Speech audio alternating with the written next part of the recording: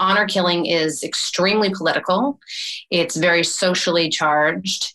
It's about big, heavy ideas and concepts that I was interested in exploring that were sort of percolating in my mind for years. So when I wrote it, it came out kind of as a great big dump of a lot of big ideas. So you have this one big, heavy, sort of dramatic, political piece.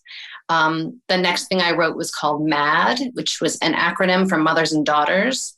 It is dark. It's almost a farce. It's highly satirical. It's a lot of almost slapstick silliness in it, but it's 5 women that are all handling and dealing with very, very real issues, whether that's divorce or disease or a mental illness or, they've all got real life burdens that they're navigating together. But there's a ghost involved. Like it's silly. There's a playfulness in trying to handle some big, heavy ideas. Whereas with Honor Killing, it's not playful. It's really in your face. It's really intense. And MAD kind of backs off and laughs at itself a lot all the way through. The next 2, I got a commission to write a children's play, and that was based on a myth of my choice, and I chose Pandora's Box.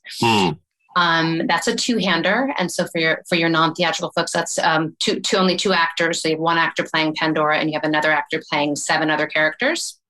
That play is written for the age groups of 7 to 10, and is really designed to help children get some coping skills. And I wrote it smack in the middle of the pandemic. And I chose that piece because I felt so desperate to make a positive contribution in any way that I could. And I felt like using my voice to create characters that were potentially able to give little kids some coping skills, some literal, tangible coping skills, was really the best thing I had to offer.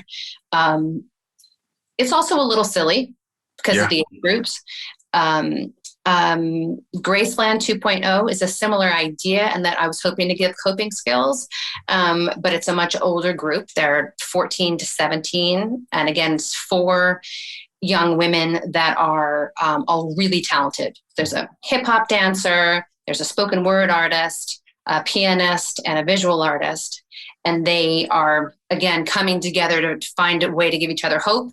And I guess you're asking me, the through line between them really is everybody's pretty smart. Everybody's pretty quirky and dynamic, but flawed.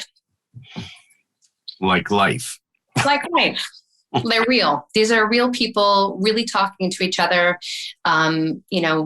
I don't like to be bored in real life, so I don't like my characters to be bored. They tend to be pretty loquacious and pretty quippy and fast and smart.